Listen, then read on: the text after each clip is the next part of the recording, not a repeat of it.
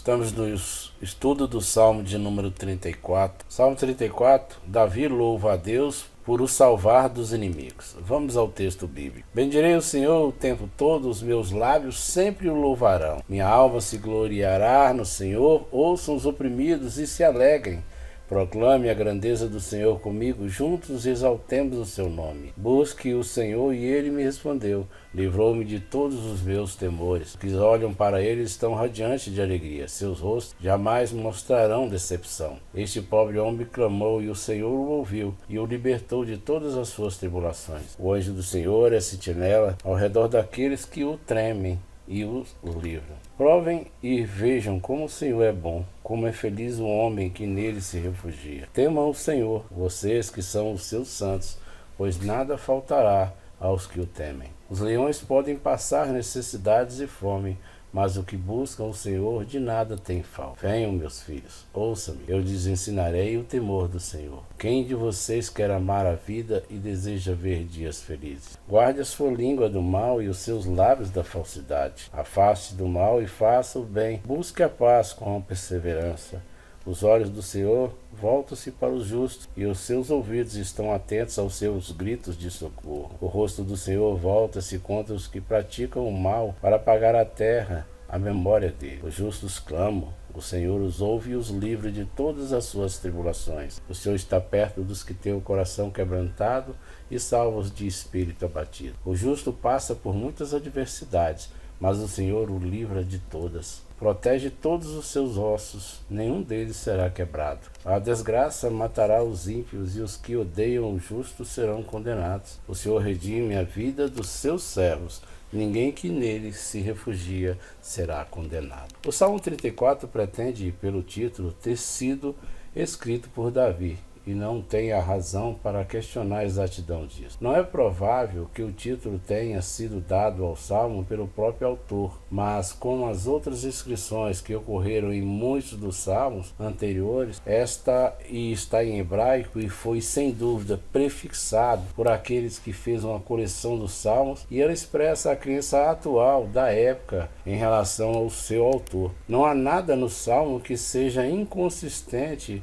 com a suposição de que Davi tenha sido o autor, ou que seja incompatível com a circunstância da ocasião em que se diz que foi composto. Disse que esta ocasião foi quando Davi mudou o seu comportamento diante de Abimeleque. A circunstância aqui referida é, sem dúvida, aquela que é descrita ali em 1 Samuel, capítulo 21, do versículo 10 ao versículo 15. Davi, com medo de Saul, ele fugiu para Gate e se colocou sob a proteção de Aquis, ou, em outras linguagens, fala Abimeleque, o rei de Gate. Logo se soube que era o estranho. A fama de Davi alcançou Gate e uma referência pública foi feita a ele pelos servos de Aqui, e a maneira pela qual seus feitos foram celebrados entre os hebreus. Eles não cantaram um para o outro sobre ele em dança, dizendo: Saul matou seus milhares e Davi seus 10 milhares. 1 Samuel 21:11. Davi estava apreensivo de que pudesse ser traído e entregue por Aquis a Saul, e recorreu à estratégia de fingir-se que estava louco, supondo que isso seria uma proteção que, por piedade, assim Aquis o protegeria, ou como ele seria considerado inofensivo. Saul consideraria desnecessário protegê-lo. Eles, portanto, agiam como louco. Ele arranhou as portas do portão e deixou sua saliva cair sobre sua barba. A estratégia, embora possa tê-lo salvado de ser entregue a Saul, ela não teve outro efeito. Aquis ele não estava disposto a abrigar um louco, e Davi o deixou e buscou refúgio na caverna de Adulão, conforme está registrado em 1 Samuel capítulo 21:15 e 1 Samuel 22:1. E não é necessário, para uma compreensão adequada do Salmo, tentar justificar a conduta de Davi nessa situação. A perfeita honestidade teria, sem dúvida, neste caso, como em todos os outros, melhor do que diz respeito ao resultado, como certamente é melhor do que diz respeito a uma boa consciência. A questão de adotar disfarces, entretanto, quando em perigo, nem sempre é fácil de se determinar. Não é de forma alguma desnecessário supor que o Salmo tenha sido escrito naquele tempo ou quando ele assim mudou seu comportamento.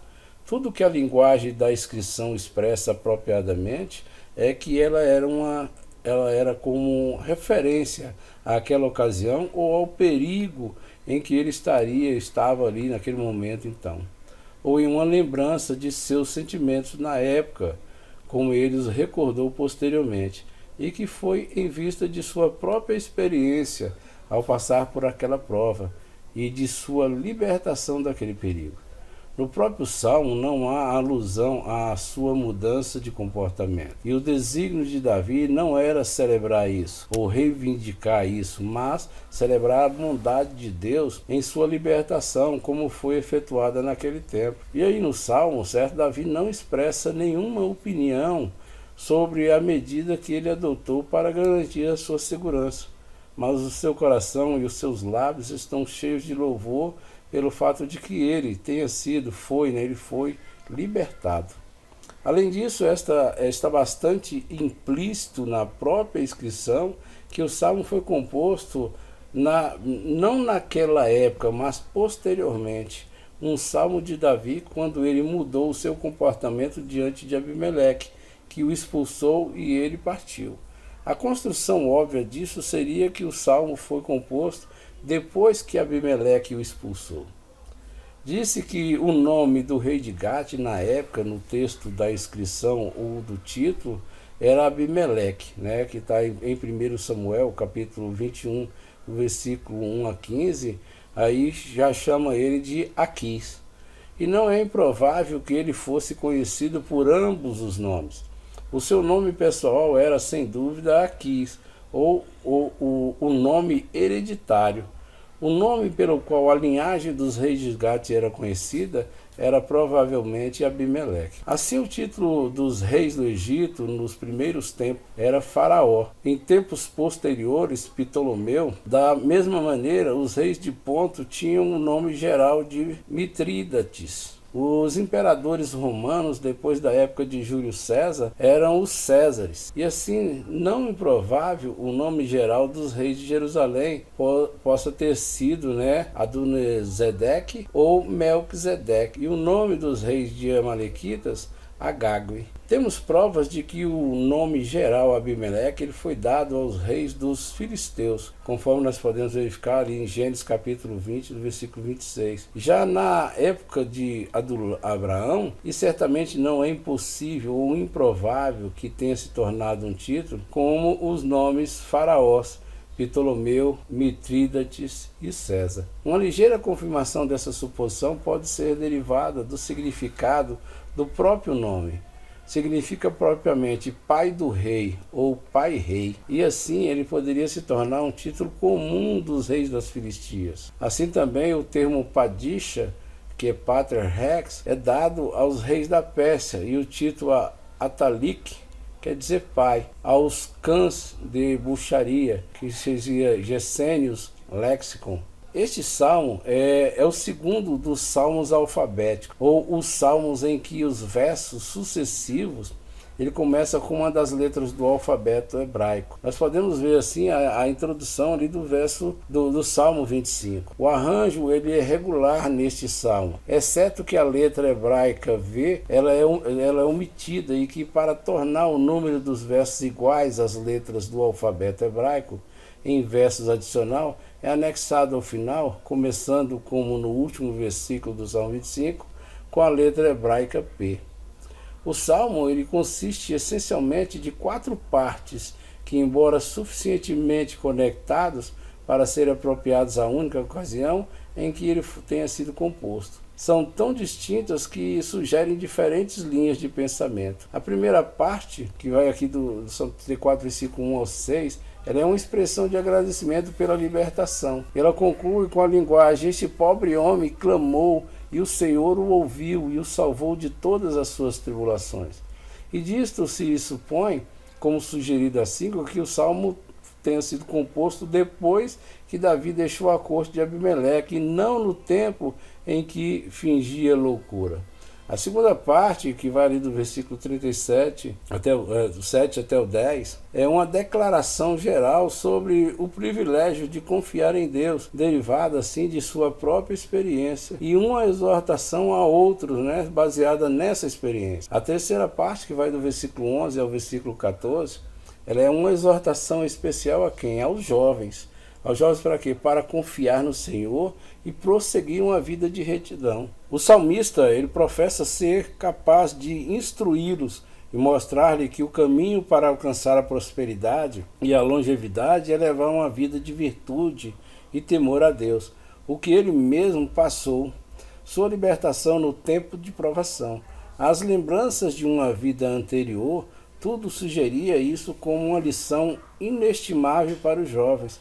A partir disso, não parece ser improvável que o Salmo tenha sido escrito em um período considerável depois do que lhe ocorreu na corte do rei de Gate, e talvez quando ele próprio estava envelhecendo, mas ainda em vista dos eventos naquele período de sua vida. A quarta parte é uma declaração geral, que está do versículo 15 ao 22, uma declaração geral de que Deus protegerá os justos, que seus interesses estão seguros em suas mãos, para que possam confiar nele com segurança, que embora possam estar aflitos, Deus os livrará de suas aflições, e que por fim os resgatará de todos os seus problemas. O significado geral e abordagem do Salmo é fornecer um argumento para confiar em Deus no tempo da angústia e para levar uma vida tal que possamos confiar nele com segurança como nosso protetor e amigo. No título, a palavra um salmo, ele não está no original. No original é simplesmente de